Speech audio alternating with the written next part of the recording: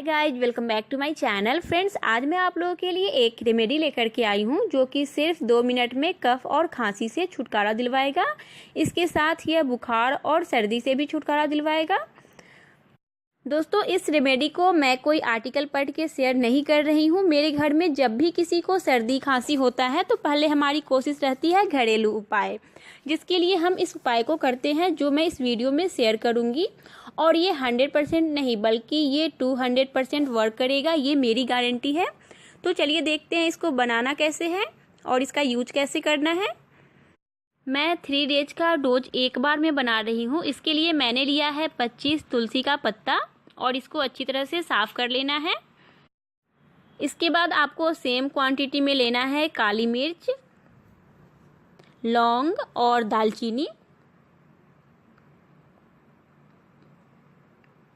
इन सभी को और तुलसी के पत्ते को मैंने ग्राइंडर में डाल दिया है और मैं इसमें ऐड करूंगी थोड़ा सा पानी और इसका पेस्ट बना लेना है।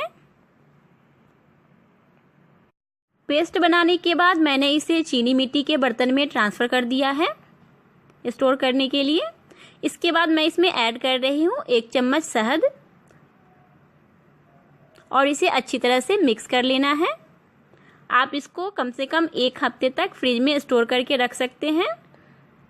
तुलसी का पत्ता, लौंग, दालचीनी और काली मिर्च में एंटीबैक्टीरियल प्रॉपर्टीज पाया जाता है जो कि सर्दी, खांसी, जुकाम को दूर भगाता है, इम्यून सिस्टम को स्ट्रॉन्ग करता है। जिस किसी को भी सर्दी, खांसी और बुखार है वो अगर इसका सेवन करता है तो इसके एक बार के ही इस्तेमाल से यह सर्दी, खांसी और जुकाम को दूर करता है। अगर आप इसे छोटे बच्चे को दे रहे हैं तो आप आधा चम्मच दें और अगर आप किसी बड़े को दे रहे हैं तो आप 1 चम्मच दे सकते हैं। इसका इस्तेमाल आप दिन में 3 से 4 बार कर सकते हैं। दोस्तों, अगर आपको मेरे द्वारा बताए गए रेमेडी से फ़ायदा मिलता है तो मुझे कमेंट करके ज़रूर बताइएगा।